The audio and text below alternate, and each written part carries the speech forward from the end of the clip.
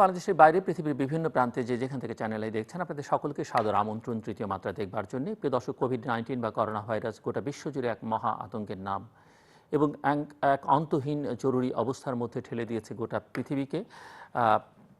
শুধু স্বাস্থ্য ঝুঁকি বা মৃত্যু ঝুঁকির মধ্যেই কোভিড-19 পৃথিবীকে সীমাবদ্ধ রাখেনি। আমরা সবাই জানি যে অর্থনৈতিক, সামাজিক, রাজনৈতিক, কূটনৈতিক নানান এমনকি মনস্তাত্ত্বিক ঝুঁকির মধ্যে ফেলে দিয়েছে পৃথিবীকে, পৃথিবীর মানুষকে।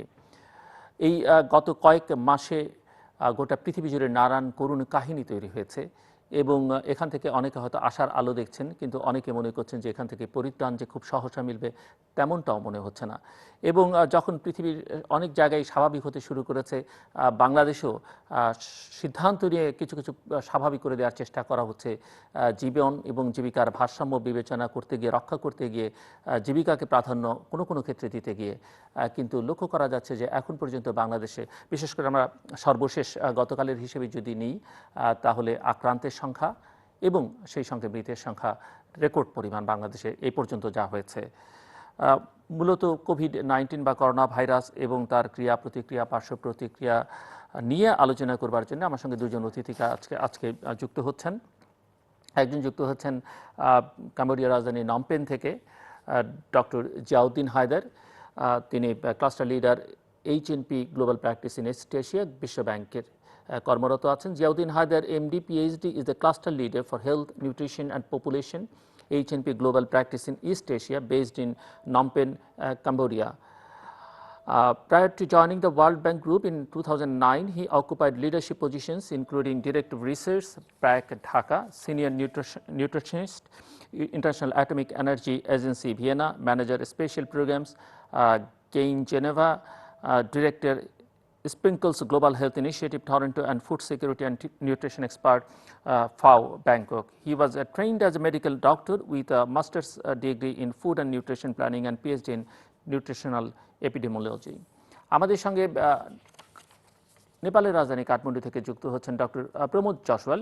Doctor Pramod Jaiswal is a research director at Nepal Institute for International Cooperation and Engagement. He specializes on China and South Asia and has done extensive work on Chinese foreign policy, China's South Asia policy, and China's ambitious Belt and Road Initiative, BRI. His research focus also includes insurgencies, border management, terrorism, illegal migration, radicalism, and ethnic conflicts. He is a senior fellow at the Institute of Peace and Conflict Studies, New Delhi. He has been working as visiting faculty at different universities of Nepal and China, Fudan University, Shanghai, and Tongji University, Shanghai. Welcome to the program, Dr. Jiaudin Haider and Dr. Pramod Jayaswal. Doctor Ziauddin Haider, আপনাকে দিয়ে আলোচনাটা শুরু করতে চাই। একজন স্বাস্থ্য বিশেষজ্ঞ হিসেবে, বিশেষ করে জনস্বাস্থ্য নিয়ে আপনি কাজ করছেন, এই মুহূর্তে ইস্ট এশিয়ায় কাজ করেছেন, এর বাইরেও পৃথিবীর অন্যান্য প্রান্তেও কাজ করেছেন। বর্তমানে এই যে কোভিড-19 বা করোনা ভাইরাসকে কেন্দ্র করে যে বিশ্ব পরিস্থিতি, সেটিকে আপনি কিভাবে দেখছেন? সেই সঙ্গে বাংলাদেশের পরিস্থিতি, বাংলাদেশে আপনি কাজ করেছেন এবং বাংলাদেশকে যেহেতু আপনার মাতৃভূমি, আপনি বেশ খোঁজ খবর রাখেন, তো বাংলাদেশের পরিস্থিতিটা কীভাবে দেখছেন? এবং একটা ব্যক্তিগত প্রসঙ্গ আমি আপনার কাছ থেকে হয়তো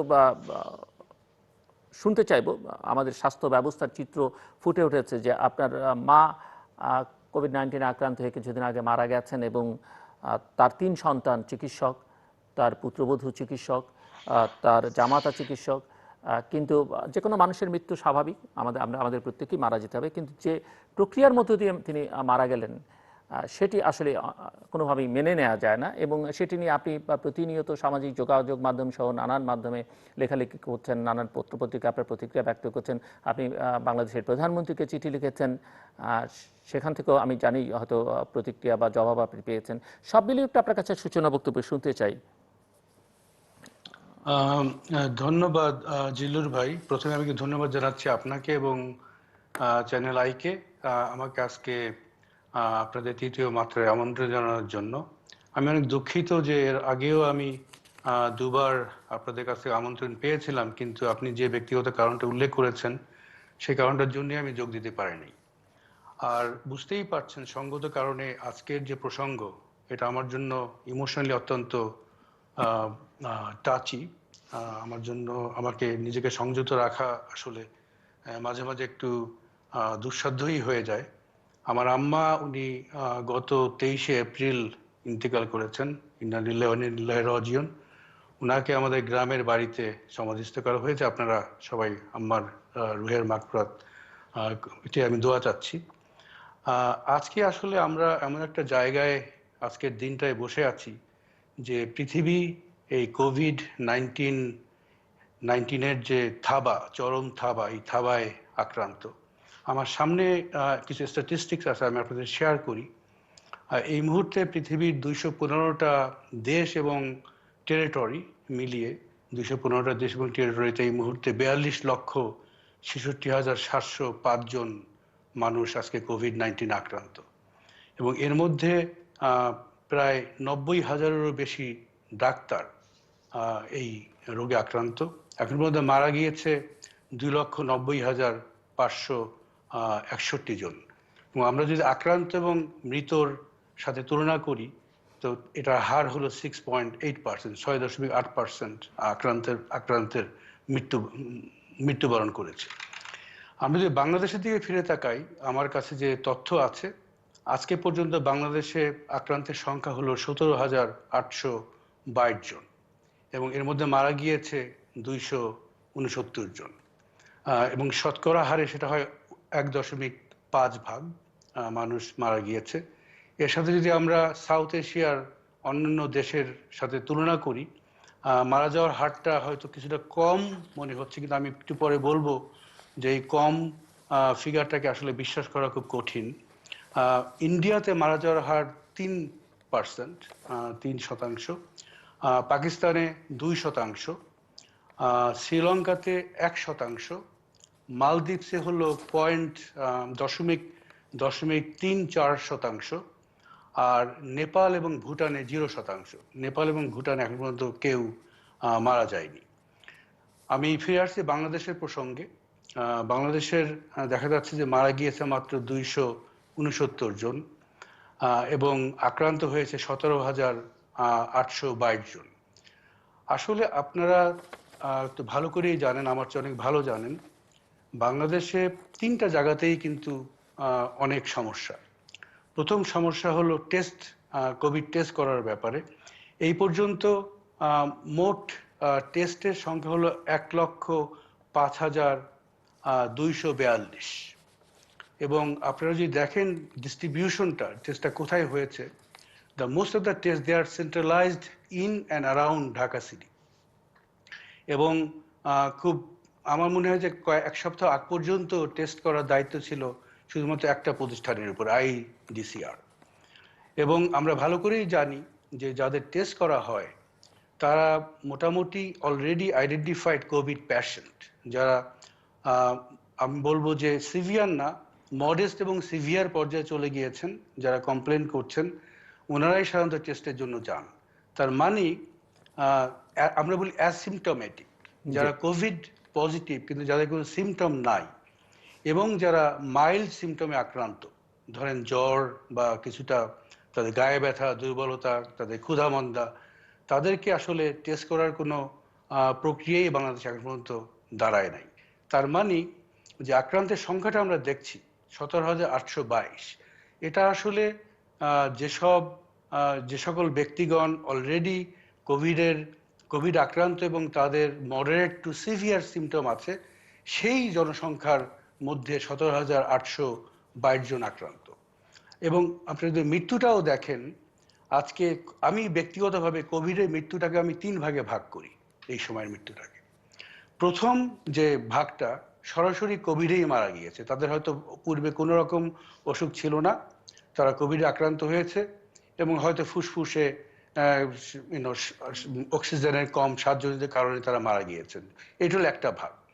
দ্বিতীয় ভাগ হলো যে তারা কোভিডে আক্রান্ত হয়েছেন, কোভিড ভাইরাস, তারা কোভিড পজিটিভ, কিন্তু তারা পূর্ব থেকেই অন্য রোগে ভুগছেন। তারা হৃদরোগে ভুগতে পারেন, তারা শ্বাসকষ্টে ভুগতে পারেন, তারা কিডনির রোগে ভুগতে পারেন, যে কোনো ক্রনিক রোগে তারা ভুগতে পারেন, এবং ওই রোগেই মারা গিয়েছেন। এবং কিন্তু কোভিডটা এই মৃত্যুকে অ্যাগ্রাভেট করেছে, মৃত্যুবরণ করতে সাহায্য করেছে। আর তৃতীয় যেটা, এটা আমি বলবো যে সাংঘাতিক মারাত্মক আমাদের দেশের প্রেক্ষাপটে, যে সকল আপনার ক্রনিক রোগে যারা আক্রান্ত বা যারা অ্যাকিউট কোনো একটা অ্যাটাক যাদের হয়েছে, যেমন আজকে যদি কেউ অ্যাকিউট হার্ট অ্যাটাক হয় বা অ্যাকিউট কোনো লাং অ্যাটাক হয়, হ্যাঁ, তারা হাসপাতাল থেকে হাসপাতালে ঘুরে বেড়াচ্ছেন। জি আপনারা বিভিন্ন সংবাদপত্রে অলরেডি দেখছেন। এবং তো কোনো হাসপাতাল কোভিড সার্টিফিকেট ছাড়া ভর্তি করে না। সার্টিফিকেট প্রসঙ্গ এটা আমার কাছে সাংঘাতিক কষ্টকর একদিকে, আরেকদিকে সাংঘাতিক হাস্যকর মনে হয়। কারণ আমি ব্যক্তিগতভাবে এই এই এই কোভিড সার্টিফিকেটের ব্যাপারে এখন পর্যন্ত, আজকে পর্যন্ত মোট 18টা দেশে আমাদের বিশ্ব ব্যাংকেরই আমাদের কলিগদের মাধ্যমে খবর নিয়েছি। এবং আমি যতটুকু বুঝলাম এখন পর্যন্ত বাংলাদেশ একমাত্র একটা দেশ যেখানে একটা স্বাস্থ্য কেন্দ্র বা একটা হাসপাতালে কোনো সিভিয়ার রোগী যদি যায় তার কাছে সার্টিফিকেট চায়। আপনিই বলেন, আমার যদি এখন অ্যাকিউট হার্ট অ্যাটাক হয়, আমার যদি অ্যাকিউট অ্যাজমার অ্যাটাক হয়, আমি কখন কোভিড সার্টিফিকেট আনবো? বাংলাদেশে যদি আপনার আইডিসিআর বা বঙ্গবন্ধু বিশ্ববিদ্যালয় বা অন্য যেখানে কোভিড টেস্ট করার মতো ব্যবস্থা আছে, সেখানে আপনার পরিচিত লোকজনও যদি থাকে, প্রভাবশালী লোকজন যদি অনুরোধও করে, তারপরেও দেখা যায় যে কোভিড টেস্ট করাতে অন্তত 24 থেকে 48 ঘন্টা সময় লাগে। জি তো এত সময় তো আপনাকে এই অ্যাকিউট অ্যাটাক, হার্ট অ্যাটাক বা ডায়াবেটিস বা অ্যাজমা, এটা আপনাকে দিবে না। তো আমার মনে হচ্ছে যে প্রকৃত মৃতের সংখ্যা, আমি যে সংখ্যাটা কোট করলাম তার চেয়ে অনেক অনেক বেশি। তো এগুলো অত্যন্ত কষ্টের। আমি শুধু টেস্টের প্রসঙ্গে আমি আমার পরিবারের প্রসঙ্গ আপনাকে বলতে পারি। আপনি আমার আম্মার মৃত্যুর কথা বলেছেন। আমার আম্মার মৃত্যু হয়েছে 23 তারিখে, কিন্তু আমার আম্মা কোভিডে, উনি প্রথম টেস্ট হয়েছিল এপ্রিলের 11 তারিখে। এই 11 তারিখের টেস্ট রেজাল্টটা ছিল আম্মার নেগেটিভ। এই নেগেটিভ টেস্ট রেজাল্ট নিয়ে আমার দুই ভাই আছে ঢাকাতে, এক ভাই অ্যাসিস্ট্যান্ট প্রফেসর পেডিয়াট্রিক্স আর এক ভাই অ্যাসোসিয়েট প্রফেসর তিতুমির কলেজে। ওরা আম্মাকে নিয়ে ইউনাইটেড হাসপাতালে যায় নেগেটিভ টেস্ট রেজাল্ট নিয়ে, কারণ সার্টিফিকেট ছাড়া তো ভর্তি করাবে না। ইউনাইটেড হাসপাতাল 11 তারিখ না 12 তারিখ মাঝ রাতে আম্মাকে ভর্তি করলো। ভর্তি করে আম্মার অবস্থা এতই খারাপ ছিল, সাথে সাথে ওনাকে ওদের আইসিইউতে নিয়ে গেল। আইসিইউতেই ওদের একটা কাজ ঘেরা আলাদা রুম ছিল, সেখানে আম্মাকে সাসপেক্টেড কোভিড হিসেবে, যদিও উনি নেগেটিভ, কিন্তু আম্মার সাইন সিমটম থেকে ওদের মনে হচ্ছিল আম্মার কোভিড হলেও হতে পারে। সেখানে আম্মাকে রাখা হলো এবং সেখানে ওনাকে সাথে সাথে আম্মাকে আমরা বলি ইনটিউবেশন করে ওনাকে আর্টিফিশিয়াল ভেন্টিলেশনে সংযুক্ত করা হলো, লাইফ সাপোর্টে নিয়ে নেওয়া হলো। লাইফ সাপোর্টে থাকা অবস্থায় 14 তারিখে আমাদেরকে ইউনাইটেড হাসপাতাল ফোন করে, আমার ভাইদেরকে ফোন করে এবং জানায় যে আপনার আম্মা কোভিড পজিটিভ এবং ওনাকে আমরা হাসপাতাল থেকে ডিসচার্জ করব। খবরটা শুনে আমরা অনেক অনুরোধ করেছি, আমার ভাইরা ওখানে দৌড়ে সাথে সাথে গিয়েছেন, আত্মীয় স্বজনরা অনুরোধ করেছেন, আমাদের কিছু বন্ধুরা অনুরোধ করেছেন হাসপাতাল কর্তৃপক্ষকে যে আপনারা লাইফ সাপোর্টে থাকা একজন রোগীকে, মুমূর্ষু রোগীকে কিভাবে লাইফ সাপোর্ট থেকে আপনারা বের করে দিবেন। কারণ বের করলে তো আপনি, এটা অর্থ হলো আপনি ওনাকে মৃত্যু মুখে আপনি ঠেলে দিয়ে ফেলে দিচ্ছেন। কিন্তু ইউনাইটেড হাসপাতাল কোনো কথা শুনে নাই।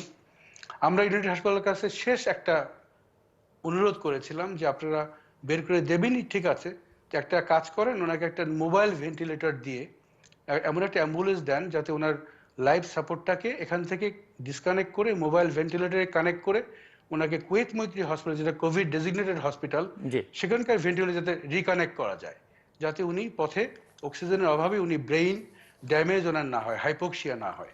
কিন্তু তাও ওনারা শোনেন নাই। ওনারা একটা সাধারণ একটা অ্যাম্বুলেন্স এনেছেন এবং সেই মান্ধাতা আমলে আপনার ওই ব্যাগ দিয়ে আপনার ব্যাগের মধ্যে প্রেস করে অক্সিজেন দেওয়ার একটা ব্যবস্থা, সেইটাই করে আম্মাকে শেষ পর্যন্ত কুয়েত মসজিদে পাঠিয়ে দেয়। সেখানে আমার পুষতে পুষতে প্রায় 2 ঘন্টা সময় লাগে এবং যখন কুয়েত মৈত্রীর লাইফ সাপোর্ট আমার রিকানেক্টেড হলেন, পরে আমাকে ডাক্তাররা ফোন করে বললেন যে ওনার তো আমরা বলি গ্লাসগো কমা স্কোর, এটা দিয়ে বোঝা যায় একটা একজন রোগীর ওনার ব্রেইনের কি অবস্থা। গ্লাসগো কমা স্কোর 3-এ নেমে আসে, আমার আপনার স্কোর হলো 15, আর 3-এর নিচে হয় না স্কোর, 3টাই সর্বনিম্ন, তার মানে অলমোস্ট ব্রেইন ডেথ। হ্যাঁ, তো এই 2 ঘন্টায় কোনো অক্সিজেন না পাওয়ায় আম্মার শেষ পর্যন্ত ওনার ডিপ কমায় থাকলেন এবং ওই হাসপাতালে থাকা অবস্থাতেই আপনার এপ্রিলের 23 তারিখ আম্মা মারা গেলেন। তো এইটা হলো আম্মার মৃত্যুর নির্মম একটা প্রসঙ্গ আমি বললাম। আমি আবার ফিরে যাচ্ছি টেস্টের প্রসঙ্গ, জি এই যে কোভিড টেস্ট। এবং আমি কেন বললাম যে টেস্ট আপনারা যতগুলো সংখ্যা দেখছেন অত্যন্ত আন্ডার রিপোর্টেড। আমরা যে বাসায় থাকি, আমাদের বিল্ডিংয়ে মোট সদস্য সংখ্যা হলো 21 জন, কারণ এই বিল্ডিংয়ে 4টা অ্যাপার্টমেন্টে আমরা ভাই বোনরা একসাথে থাকি, সেখানে 21 জন সদস্য সংখ্যা। আম্মা প্রথম কোভিড টেস্টে পজিটিভ, ওটা যদি সত্যও হয় ইউনাইটেড হাসপাতালে 13 তারিখে উনি পজিটিভ হন, এবং 13 তারিখ থেকে আমার মৃত্যু পর্যন্ত 23 তারিখে এই 10 দিনে কেউ আসে নাই আমাদের বাসায়, কেউ আসে নাই। যে বাদবাকি যে সদস্য তাদেরকে পরীক্ষা করে দেখি ওনারা পজিটিভ না নেগেটিভ। কারণ যে কোনো বিশ্বে, এই যে ক্যাম্বোডিয়াতে আপনার আমরা বলি কন্ট্যাক্ট ট্রেসিং, যিনি পজিটিভ ওনার সাথে কে কে কন্ট্যাক্টে আসছে তাদেরকে ট্রেস করতে হয়, তাদেরকে টেস্ট করতে হয়। ওই টেস্টটা করানোর জন্য জিল্লুর ভাই আমাদেরকে আমার প্রভাবশালী বন্ধুদের আশ্রয় নিতে হয়েছে, আইইডিসিআর কে ফোন করতে হয়েছে, তাদেরকে অনুরোধ করে নিয়ে আসতে হয়েছে। আনার পরে ওনারা প্রথমে আমার 2 ভাই, যে 2 ভাই আম্মার সাথে সবসময় থাকতেন, সেই 2 ভাইয়ের টেস্ট করেছে, অন্য কারো টেস্ট করে নাই। বাদ বাকি 17 জন না যে 19 জন আপনার সদস্য, তাদের কোনো টেস্ট করে নাই। পরে তার 1 সপ্তাহ পরে ওনাদেরকে আবার আমরা অনুরোধ করার পরে, কারণ আমরাই আমাদের তরফ থেকে অনুরোধ করার পরে ওনারা আসছেন এবং সবাইকে টেস্ট করেছেন, এবং তারপরে সবাইকে নেগেটিভ হিসেবে আইডেন্টিফাইড করেছেন। তো এই যদি হয় কন্ট্রাক্ট ট্রেসিং এর অবস্থা, এই যদি হয় একটা দেশের হসপিটালের ব্যবস্থাপনার অবস্থা, এই যদি হয় একটা দেশের প্রফেশনাল স্ট্যান্ডার্ডের অবস্থা, তো সেখানে টোটাল কতজন পজিটিভ আর টোটাল কতজন মারা গিয়েছে এই সংখ্যার উপর আমরা কিভাবে ডক্টর জিয়াউদ্দিন, জাস্ট 1-2 লাইনে যদি আপনি আমাদেরকে বলেন। আমি জানি যে আপনি বাংলাদেশের প্রধানমন্ত্রীকে চিঠি লিখেছেন পুরো বিষয়টি জানিয়ে, তো কি রেসপন্স পেলেন আপনি?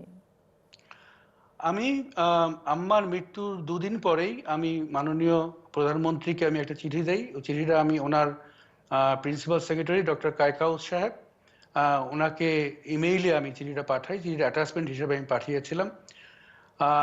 চিঠি পাঠানোর 2 দিন পরে আমি প্রিন্সিপাল সেক্রেটারি সাহেবের কাছ থেকে আমি উত্তর পেয়েছি। উনি আমাকে লিখেছেন যে উনি চিঠিটা প্রধানমন্ত্রীর হাতে পৌঁছায় দেবেন, এবং উনি এটাও বলেছেন যে উনি চিঠিটা খুব ভালোভাবে পড়েছেন, এবং পরে ওনার কাছে মনে হয়েছে যেহেতু এটা স্বাস্থ্যগত একটা ব্যাপার, আমাদের উচিত স্বাস্থ্য মন্ত্রণালয় এবং Bangladesh medical and dental council, এই 2টা জায়গায় আমাদের নালিশটা পৌঁছায় দেওয়া উচিত। এবং উনি আরো বলেছেন যে যেহেতু বিচার বিভাগের কাছে আমরা যেতে পারি, আমরা ইউনাইটেড হাসপাতাল যেখানে আম্মা ছিলেন, যারা আম্মার লাইফ সাপোর্টে থাকাকালীন ডিসচার্জ করেছেন, যারা সম্পূর্ণ মেডিকেল এথিক্স এবং দেশের আইন বিরোধী, আমরা বিচার বিভাগেরও আশ্রয় নিতে পারি। এটাই ছিল ওনার কাছ থেকে পাওয়া আমার শেষ উত্তর। তো প্রধানমন্ত্রীর কাছে চিঠি কি পৌঁছেছে, মানে সে বিষয়ে কিছু জানিয়েছেন কেউ? হ্যাঁ, আমরা পরবর্তীকালে আমরা ইনফরমাল সোর্স থেকে জানতে পেরেছি যে চিঠিটা প্রধানমন্ত্রীর হাতে দেয়া হয়েছে, এবং প্রধানমন্ত্রী এই চিঠি পাওয়ার পরে উনি কিছু উদ্বেগও প্রকাশ করেছেন, কারণ উনি আগে থেকেই বলে আসতেছিলেন যে প্রত্যেকটা হাসপাতাল যেন তাদের সেবার হাত সবার দিকেই বাড়িয়ে দেয়। তো উনি নির্দেশ দিয়েছিলেন যে কোনো ক্রিটিক্যাল পেশেন্ট যদি কোনো হসপিটালে যান, মৃত্যু পথযাত্রী কোনো রোগী, তাদেরকে কোনো হাসপাতালই ফেরত দিতে পারবে না।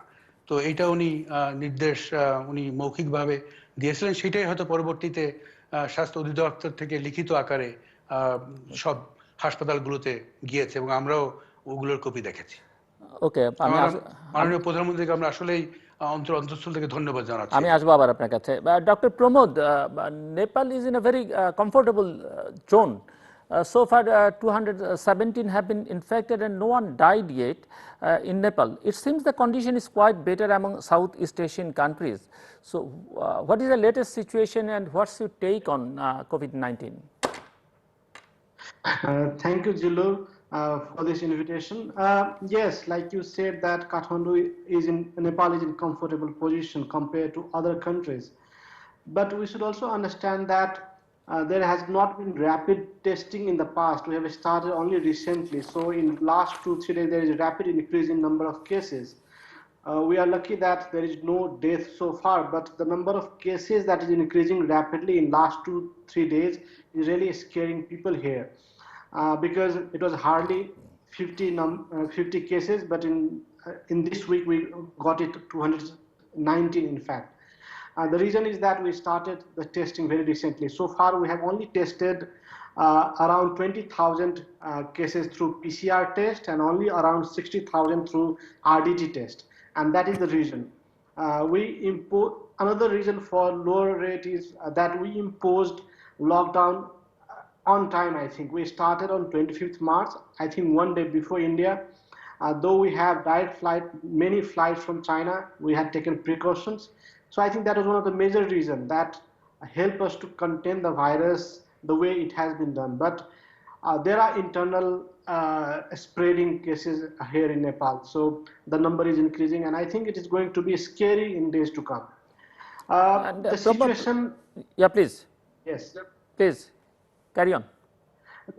The situation is under control, but the number of Nepalese that has been died globally are huge in number. Like there are not any Nepalese that has died in Nepal, but there are almost 510 Nepalese who are infected outside Nepal, and around 78 has died. So the number of Nepalese who are outside Nepal has died, which is 78, but the number of people, Nepali or you can say even foreigner in Nepal has not died so far. Pramod, Nepal spends only 6.3% of its GDP on healthcare. So do you think the government should spend more on public health issues? Yes, I think it's the same case in whole of South Asia, that all of these countries spend very, very less when it comes to healthcare, and Nepal is one of them. But compared to others, there are other indicators that it's doing quite well in Nepal. Like in last 5-10 years, we have done great improvement in terms of mortality and other cases. But yes, overall, the number of the healthcare has to be increased. The number of hospitals has to be increased. The number of staff, like according to, we don't meet the standard of the WHO, where still at the moment, and I think same in most of the countries of South Asia. And it's an economic earthquake also. So far I know that Nepal's GDP will shrink by 0.13% according to Asian Development Bank, and at least 15,880 people will be jobless. Virus has impacted remittance inflow and government revenue collection. Tourist arrival rate has declined to below 10% from 70%. As a result, around 13,000 tour trekking and mountain guides are currently jobless. Banks are suffering in the loss of their investment in hospitality and aviation. So how Nepal will handle such a huge economic crisis? Yes, we are highly dependent on tourism sector. Like you might be aware that Nepal was planning to celebrate 2020 as a visit Nepal year, and we had to cancel it off in April because of the coronavirus. The huge number of tourists to Nepal used to come from India and China was the one who was initially hit, and now it's India, which is almost competing with China in terms of number, which is very unfortunate. So I think our economy will be badly hit. One of the major sector will be tourism, and I think it's globally, like it's not only Nepal but globally, the number of countries will be affected economically. Another major reason that you said that remittance, like Nepalese economy is highly dependent on remittance. Like if you look at the data of 2018-19, almost 25% of the GDP was on remittance, and now most of the Nepalese used to go to GCC countries, Gulf countries, Saudi Arabia, Malaysia, UAE, Kuwait, Bahrain, Qatar, Oman, and those parts are also affected at the moment. So I think there will be massive inflow of Nepalese migrants who used to work in other countries. If you calculate just the number of Nepalese migrants working in GCC, it's more than 14 lakh, and major part is affected. So what will happen if they come back to Nepal? So there will be economic pressure within the country. We don't have lots of economic opportunities. Tourism industry is hit. Other sectors are affected. So I think in this situation, Nepal will have severe economic crisis after the. Dr. Pramod, is there any hope for Nepal's economy to regain within years? I think yes, if the government takes certain measures, because we are highly dependent on agriculture, and if we try to invest and try to take certain policies that can revive this sector once again, I think we can do that. But I'm doubtful, because many of the Nepalese also go to India for employment and remittance and all, and India might also be affected. If India is not affected, maybe we can regain. But if India is affected, then there will be pressure on Nepal, and we might be facing lots of problems in next 2-3 years. Doctor Ziauddin Haider, একটু আপনাদেরকে কম্বোডিয়ার পরিস্থিতিটা বলবেন, বা east এশিয়ার পরিস্থিতি আসলে COVID-19 কি আছে? ক্যাম্বোডিয়ার পরিস্থিতি ভালো। সবচেয়ে যেটা ভালো ব্যাপার ক্যাম্বোডিয়াতে হয়েছে সেটা হলো এই সমস্যাটা শুরু হলো ডিসেম্বরের মাঝামাঝি সময়ে চায়নাতে। ঠিক মিড জানুয়ারিতেই ক্যাম্বোডিয়ার প্রধানমন্ত্রী আমাদেরকে, আমরা যারা ডেভেলপমেন্ট পার্টনার্স আছি, আমাদেরকে নিয়ে minister of economy and finance, minister of health, ওনারা বসলেন একসাথে চিন্তা করার জন্য যে কিভাবে ক্যাম্বোডিয়াকে প্রিপেয়ার করা যায় এই চ্যালেঞ্জ, এই পরিস্থিতি থেকে নিরাপদে রাখার জন্য। এটা ছিল খুবই আর্লি তারা এই পদক্ষেপ নিয়েছিল। আমরা ডেভেলপমেন্ট পার্টনার্স একসাথে কাজ করেছি। আমরা ক্যাম্বোডিয়ার হেলথ সিস্টেমসের যে গ্যাপ ছিল সেগুলো আমরা একসাথেই এই গ্যাপগুলোকে আইডেন্টিফাই করেছি ওই সময় করে। আমরা ইমিডিয়েট ব্যবস্থা নিয়েছি, আর্থিক বলেন, আর্থিক সাহায্য, তারপর টেকনিক্যাল সাহায্য, সবগুলো একসাথে করে মিনিস্ট্রি অফ হেলথের সাথে আমরা কাজগুলো করেছি। যার ফলশ্রুতিতে ক্যাম্বোডিয়াতে এখন পর্যন্ত মাত্র 122 জন আপনার কোভিড আক্রান্ত রোগীর সন্ধান এবং পাওয়া গিয়েছে। আমরা যত জানি যে আপনারা মানে আমি বিশ্বব্যাংকের কথা বলছি যে $20 বিলিয়ন একটা প্রণোদনা প্যাকেজ ঘোষণা করেছেন ক্যাম্বোডিয়ার জন্য, এম আর রাইট? এবং তার মধ্যে $14 মিলিয়ন হচ্ছে জনস্বাস্থ্য খাতের জন্য। না, এটা আরো বেশি আসলে। ক্যাম্বোডিয়াতে আমরা ওয়ার্ল্ড ব্যাংক থেকে $20 মিলিয়ন একটা নতুন প্রজেক্ট, এটা কোভিড, ওরা বলে কোভিড মাস্টার প্ল্যান, এটা ক্যাম্বোডিয়ান সরকার এবং ডেভেলপমেন্ট পার্টনার্স আমরা একসাথেই মিলে তৈরি করেছি ওইটাকে ফাইন্যান্স করার জন্য। দ্য মাস্টার প্ল্যান আসলে টোটাল ভ্যালু হলো $66 মিলিয়ন। তো ওটার জন্য 20 মিলিয়ন এবং আরো 14 মিলিয়ন আমাদের একটা প্রজেক্ট থেকে আমরা রিঅ্যালোকেট করে দিয়েছি। তো এটা মিলিয়ে তো $34 মিলিয়ন। এর বাইরেও Asian Development bank, German government, Australian government, ওনারাও এই $66 মিলিয়ন মাস্টার প্ল্যানকে সাপোর্ট করেছেন।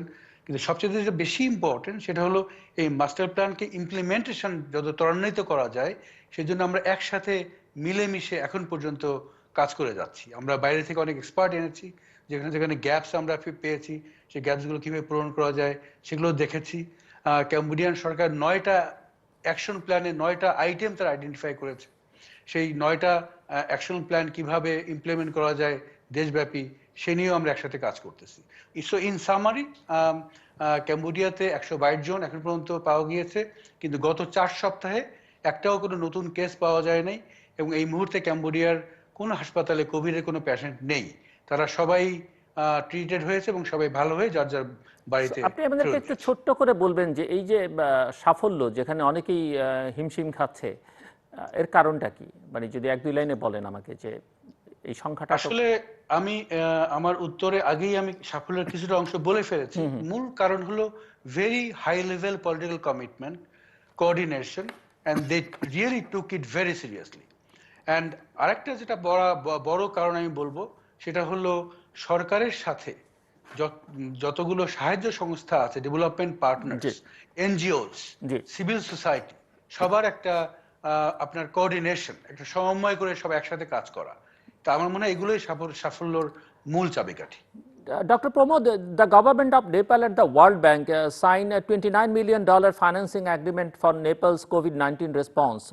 The government also announced a 10% discount on necessary daily commodities, 25% discount on electricity bills, penalty on utility bills and taxes are reduced, paying salaries to the workers. Is it possible to fight the crisis through these initiatives?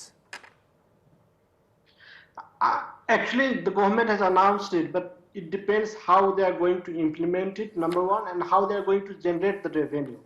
Because right now, when there is crisis, government has come with announcements, and it's welcome. But the problem is like how will they implement after the lockdown is a bigger challenge, because just providing certain incentives are not going to work at the moment. The government also has to take certain mechanisms that can boom the economy, that can help the economy sustain. And apart from that, like I told you that there will be massive inflow of migrant workers from different parts of the world, and they are going to create huge pressure on Nepal at the time when there is a lack of opportunities, where the country is facing crisis. So how will they sustain? That is a bigger question today, rather than incentives that has been announced. They are temporary incentives. Obviously, there will be like for a few months there will be kind of relaxation, but the major part is that in order to sustain the economy, there are some concrete steps that has to be taken, which the government has not come so far. And on, as you know, on 15th March, Indian Prime Minister Narendra Modi called for the COVID-19 emergency fund to tackle the spread of the deadly virus in the SAARC countries. Modi had proposed the emergency fund with an initial offer of USD 10 million from India for the purpose. Even Bangladesh, Nepal was donated for the fund. So, but what measures are going to take for SAARC members? Is there any clear idea? And what initiatives SAARC has announced for Nepal to fight COVID-19? Actually, the step taken by the Indian Prime Minister and the other member countries was welcome, that they come with the SAARC fund. But I have not seen any concrete step taken after that. What is happening with the fund? What major steps? I have not found those things taking place at the moment, because all the countries are engrossed among themselves. But there is one thing that is happening good, like at least India is trying to give support to the countries in the region to fight the virus. Like Nepal also got some medical support from India, almost like some tons of medicine was provided to Nepal, 23 tons on I think 22nd April. So these things are taking place. India has been providing support to Nepal to fight the virus, but at the SAARC level, there is no such concrete steps taken, and I have not come across that. Yes, there was video conference, they announced certain package, but how that has been mobilized, I have not heard about it. I don't know what is happening in Bangladesh, whether there is some concrete steps taken by SAARC to combat virus or not. Doctor Zia, একটু আমাদেরকে বলবেন যে আমরা জানি যে বিশ্বব্যাপী করোনার আর্থিক এবং স্বাস্থ্য খাতের ক্ষতি মোকাবেলার জন্য বিশ্ব ব্যাংক 12 বিলিয়ন ডলারের প্রণোদনা প্যাকেজ ঘোষণা করেছে, যার মধ্যে 6 বিলিয়ন ডলারই আছে জনস্বাস্থ্য খাতের জন্য। তো বৈশ্বিক জনস্বাস্থ্য খাতের কথা যদি বিবেচনা করি আমরা, এবং যে পরিস্থিতি গত কয়েক মাসে আমরা দেখলাম গোটা বিশ্বজুড়েই, এবং আমরা এটি স্পষ্ট যে বিশ্বজুড়েই সরকার যত শক্তিমানই হোক না কেন আর যত দুর্বলই হোক না কেন, দেশের সামর্থ্য যাই থাকুক না কেন, সবাই মোটামুটি এই খাতটিকে ব্যাপারে চরম উদাসীনতা দিয়েছেন। এবং যেটি আপনি বলছিলেন একটু আগে, যে রাজনৈতিক কমিটমেন্টটা খুবই গুরুত্বপূর্ণ, এবং জনস্বাস্থ্য আসলে একটি রাজনৈতিক বিষয় শেষ পর্যন্ত। সো আপনি কি মনে করেন যে আপনাদের যে উদ্যোগ বা এটি যথেষ্ট কিনা? আপনাদের বলতে আমি বিশ্ব ব্যাংকের কথা বোঝাচ্ছি। জি না, ধন্যবাদ জিলু ভাই। হ্যাঁ, বিশ্ব ব্যাংক 14 বিলিয়ন ডলারের একটা প্যাকেজ বিশ্ব ব্যাংকের বোর্ড অফ ডিরেক্টরস ওনারা অ্যাপ্রুভ করেছেন। সেখান থেকে একটা গ্লোবাল প্রজেক্ট তৈরি হয়েছে, ওটাকে আমরা বলি MPA, multi phase programmatic approach. সেই প্রোগ্রামটায় আপনার 2.7 বিলিয়ন ডলার আছে IBRD কান্ট্রির জন্য। বাংলাদেশ হলো আইডা কান্ট্রি, আইডা আছে 1.3 বিলিয়ন ডলার। সো এই প্রোগ্রাম থেকে বাংলাদেশকে 100 মিলিয়ন ডলার দেওয়া হয়েছে, এবং এই প্রজেক্টটা ওয়ার্ল্ড ব্যাংকের board of directors already approve করে দিয়েছে। এবং আমার মনে হয় যে এই মুহূর্তে আমার ওয়ার্ল্ড ব্যাংকের যারা কলিগ আছেন ঢাকাতে, ওনারা ministry of health, director general of health, DG হেলথের সাথে কাজ শুরু করেছেন এই প্রজেক্টের টাকা দিয়ে কিভাবে কোভিড প্রিপেয়ার্ডনেস এবং অ্যাকশন গুলোকে ইমপ্রুভ করা যায় সেই নিয়ে কাজ করছেন। এছাড়াও এশিয়ান ডেভেলপমেন্ট ব্যাংক ওয়ার্ল্ড ব্যাংকেরই একই যে প্রজেক্ট ডিজাইন, এই ডিজাইনটাকেই আরো 100 মিলিয়ন ডলার দিয়ে সাপোর্ট করছেন। সো এটা আসলে 200 million dollar immediate support to build country capacity to combat covid. আর তারপরে সেকেন্ড স্টেজ হিসাবে যখন কোভিডের মিডিয়াম এবং লঙ্গার টার্ম ইম্প্যাক্ট যে হবে সেগুলোকে মিটিগেট করার জন্য, health sector impact, economic sector impact, সব ইম্প্যাক্টগুলোকে মিটিগেট করার জন্য Asian Development bank already 500 million dollar একটা বাজেট সাপোর্ট ওনারা ফাইনালাইজ করেছেন। এটা মনে হয় সাইনও হয়ে গেছে, এবং একটা সিমিলার বাজেট সাপোর্ট সম্পর্কে ওয়ার্ল্ড ব্যাংকের সাথেও এই মুহূর্তে কথা চলছে। টাকার পরিমাণটা এখনো নির্ধারণ হয় নাই, কিন্তু সেটাও হয়তো বাজেট সাপোর্ট হিসেবেই যাবে, যেটা এই প্রাণোদনা package, agriculture sector, readymade garment sector, social protection sector, education এবং হেলথেরও লং টার্ম ইম্প্যাক্টকে কিভাবে মিটিগেট করা যায় সে ব্যাপারে সাহায্য করবে। এবং আমি জানি যে এর পাশাপাশি অন্যান্য যারা বায়োল্যাটারাল ডোনার্স আছে, যেমন USAID, UK, অস্ট্রেলিয়া, ওনারাও সরকারের সাথে অ্যাক্টিভলি আলাপ করছেন কিভাবে ওনাদের যার যার দেশ থেকে সরকারকে সাহায্য দেওয়া যায়। Dr. Pramod, COVID-19 is going to change social order, political order, economic order, and drastically, dramatically. So, will COVID-19 reshape Nepal's diplomacy? Is there any chance of changing Nepal's political and or geopolitical framework? And do you think the COVID-19 pandemic will affect China-Nepal relations? Very briefly, we are almost at the end of the program. Nepal and China enjoys very good relations. So I think the way the world is dealing with China, Nepal will not go that way. I think because we have very good relations, we are neighbors. So virus will not impact the relations. Obviously, there will be some impact on economic issues. Maybe China will not be able to implement the project in Nepal the way it had promised, because its economy will be hurt to some level. So on the economic front, there will be some problem between Nepal and China. Maybe China will not deliver the way it wanted. But on other things, I think Nepal and China will stand together. Both have cordial relations. There will not much effect. As far as internal politics is concerned, we are not yet sure, because in Nepal there are internal problems in the party, like the ruling party, which is Nepal Communist Party, has problem within the party at the moment, and the reason is not corona. There are other reasons, that the leader within the party have differences and they're not happy with the current Prime Minister KP Sharma Oli. They want him to resign and reinitiate a new person, or there are sharing of power thing is there. So I think those things can evolve, but corona will not be a major factor for all those political changes. At the same time, corona will not be a factor in Nepal-China relations in days to come. Okay. Doctor Ziauddin Haider, আমি একটু আবার বাংলাদেশের প্রসঙ্গে আসতে চাই শেষ মুহূর্তে। আপনার পরামর্শ জনস্বাস্থ্য বিশেষজ্ঞ হিসেবে, স্বাস্থ্য বিশেষজ্ঞ হিসেবে, যে আমরা তো সরকারি ছুটি আমরা ধারণা করছি যে এটি হয়তো আবার এক্সটেন্ড করা হচ্ছে 30 তারিখ পর্যন্ত, বা লকডাউন যেটি বলা হোক না কেন, আবার অনেক কিছু শিথিলও করে দেওয়া হয়েছে। আপনি জানেন যে দোকানপাট কিছুটা খুলে দেওয়ার কথা বলা হচ্ছে, কিছু শপিং মল খুলে দেওয়া হচ্ছে, ফ্যাক্টরিগুলো কাজ করছে আমাদের, এবং এই যে জীবন জীবিকার মধ্যে সমন্বয় সাধনের একটা চেষ্টা। এখন এই বিতর্ক, কয়েক মাস আগে আমরা বিতর্ক করতাম উন্নয়ন না গণতন্ত্র, এখন বিতর্ক করছি জীবন না জীবিকা। সো আমি একটু আপনার কাছে শুনতে চাই যে আপনার পরামর্শ কি, একটু সুনির্দিষ্ট, এবং আমি মানে একেবারেই খোলামেলাভাবে যদি আপনি বলেন যে আসলে কি করা উচিত, কি করা ঠিক হচ্ছে না, খুব ছোট্ট করে মিনিট 3 সময় আমার জন্য হাতে আছে। হ্যাঁ জিল্লুর ভাই, ধন্যবাদ। আমি ওই প্রসঙ্গে যাওয়ার আগে ওইটাকে সাপোর্ট করার জন্য প্রসঙ্গের সাপোর্ট আমি একটা শুধুমাত্র এই কোভিড এর এপিডেমিওলজি নিয়ে একটু কথা বলতে চাই। জি প্লিজ। আমরা এপিডেমিওলজিতে আমরা বলি যে কোনো সংক্রামক ডিজিজের একটা আমরা বলি বেল শেপ কার্ভ, এরকম একটা কার্ভ আছে, কার্ভের শুরু এবং শেষ। তো বিশ্বব্যাপী যদি আমি কার্ভটাকে দেখি, এই কার্ভটা শুরু হয়েছিল মিড ডিসেম্বরে, এবং আমি যদি সংখ্যার দিকে তাকাই, আমার সামনে সংখ্যা আছে, মে মাসের 8 তারিখে ওই দিনটায় সবচাইতে বেশি কোভিড আক্রান্তের সংখ্যা পাওয়া গেছে, সেটা হলো 93,844 জন মে মাসের 8 তারিখে। মে মাসের 12 তারিখে ওইটা কমছে, এখন কমছে, আর মে মাসের 8 তারিখের আগে ওটা কম ছিল। তার মানে মে মাসের 8 তারিখ ছিল বেল শেপ কার্ভের পিক, আমরা বলি এটা কি পিক। সো নিয়ম হলো এই পিকটা হলো মাঝামাঝি, পিকের আগে যতগুলো লোক আক্রান্ত হবে বা যতগুলো লোক মারা যাবে, পিকের পরেও ঠিক অতগুলো লোকই আক্রান্ত হবে এবং মারা যাবে, পিকটা হলো ঠিক মাঝখানে।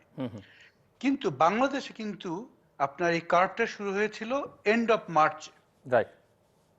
আমরা যদি আজকের ডেটা দেখি, আমার কাছে আছে গত মে মাসের প্রথম সপ্তাহে 1 থেকে 7 তারিখ এই সময় আক্রান্ত হয়েছিল 4,758 জন। এরপরে 8 থেকে 14 তারিখ আমার কাছে প্রথম 4 দিনের ডেটা আছে, এই 4 দিন আক্রান্ত হয়েছে 3,394 জন। আমি যদি আরো 3 দিন যোগ করি, এখানে খুবই সাধারণ নলেজেই বুঝতে পারি এই সংখ্যা 5,000 বা 6,000 ছাড়িয়ে যাবে। তার মানে আমরা এখনো কিন্তু পিকে পৌঁছায় নাই, আমরা এখনো পিকে পৌঁছাই নাই। এই পিকটা কবে আসবে অনেকে বলছেন, বাংলাদেশে আমি সংবাদপত্রে দেখছিলাম যে মিড মেতে পিক আসবে, কিন্তু আমার মনে হয় না। এই সংখ্যা থেকে মনে হয় যে পিকটা আরো হয়তো 1-2 সপ্তাহ পরে আসবে। তার মানে আমরা যদি সে এপ্রিলের 1 তারিখে যদি শুরু করি কার্ভটা, যে কার্ভ শুরু হয়েছে 1 তারিখ থেকে, এপ্রিল মে শেষের দিকে যদি পিক হয়, তার আরো 2 মাস আমাকে ধরতে হবে, জুন জুলাই। তবে এন্ড অফ জুলাইতে হয়তো এই বেল শেপ কার্ভটা যদি আমরা ভাগ্য ভালো থাকে কার্ভটা শেষ হবে। তো এই অবস্থায় আপনার দোকানপাট খুলে দেওয়া, গার্মেন্টস খুলে দেওয়া, এইটা আসলে আমি জানি না, ইটস এ ভেরি ডিফিকাল্ট সিদ্ধান্ত। একদিকে বলতে হবে আমাকে স্বীকার করতে হবে জি যে বাংলাদেশে লকডাউন করার জন্য যে ফিসকাল স্পেস দরকার, যে আর্থিক সক্ষমতা দরকার, এইটা বাংলাদেশের নাই। একটু ইউরোপের মতো আমরা বসিয়ে বসিয়ে আমাদের সরকার লোকজনকে খাওয়াতে পারবে শেষ না। করতে হবে, 30 সেকেন্ডসে শেষ করতে হবে প্লিজ। হ্যাঁ, নাই। আবার আরেকদিকে আমরা এগুলো খুলে দিতে পারি, কিন্তু তার সাথে সাথে যে হেলথ সিস্টেম, শক্তিশালী হেলথ সিস্টেম দরকার, সেইটাও নেই। তার অর্থ হলো আপনি যুদ্ধক্ষেত্রে সৈন্য যত বেশি পাঠাবেন, জি তত বেশি সৈন্য আহত হবে। You have to make sure যে আহত সৈন্যদেরকে চিকিৎসা দেওয়ার আপনার ব্যবস্থা আছে, তাহলে তো সবাই মারা যাবে। তো জি আমাদের without having the health systems ready, and we can see now the health systems is not yet ready G to address the challenge. Doctor You're opening up everything, and that may এইটা হয়তো আমাদেরকে একটা বড় একটা disaster সিচুয়েশনের দিকে নিয়ে যাচ্ছে। ডক্টর ইটস এ জিয়াউদ্দিন হার্ড হায়দার। Political decision. আমরা জানি না পলিটিক্যাল ডিসিশনটা জি কিভাবে নেওয়া উচিত। It's not easy to draw a line between the balance, but we are going through a very very tough time. Doctor Ziauddin Haider এবং doctor Pramod Jaiswal, thank you so much indeed, thank you for being with us. দর্শক, আমার অতিথিরা যে বিষয় নিয়ে একমত, এটি স্বাভাবিক যে রাজনৈতিক সদিচ্ছা থাকলে কেবলমাত্র এই সংকট মোকাবেলা করা সম্ভব, আদারওয়াইজ সম্ভব নয়। এবং জনস্বাস্থ্যের বিষয়টি এটি রাজনৈতিক বিষয় শেষ বিচারে, এবং এখানে কোঅর্ডিনেশন অর্থাৎ সমন্বয় খুবই গুরুত্বপূর্ণ বিষয়, ব্যবস্থাপনাটা অত্যন্ত গুরুত্বপূর্ণ বিষয়, এবং সেক্ষেত্রেই স্বচ্ছতা, জবাবদিহিতা, সুশাসন, গণতন্ত্র, এই প্রসঙ্গগুলো আসে। এবং বাংলাদেশের পরিস্থিতি আলোচনা করতে গিয়ে বিশেষজ্ঞ হিসেবে যে মতামত আমার অতিথিরা রাখলেন, সেটা হচ্ছে যে এটা এখনও পিকে যায়নি, এবং মাথায় রাখতে হবে যে এটি পিকে যখন যাবে, সেখান থেকে আবার নামতে যখন শুরু করবে, আগের এবং পরের মধ্যে সংখ্যাটা প্রায় একই রকম থাকবে। কাজেই বিপদটা আরও সামনে। সেক্ষেত্রে আমাদের আসলে পরিস্থিতিটা মোকাবেলার জন্য এই লকডাউনের পরিস্থিতি বা যাই বলছি না কেন, আরও অনেক বেশি সজাগ এবং সতর্ক থাকা দরকার। দর্শক, আমাদের সঙ্গে থাকবার জন্য অসংখ্য ধন্যবাদ। আপনাদের সবার জন্য শুভকামনা। নিরাপদে থাকুন এবং ঘরে থাকুন।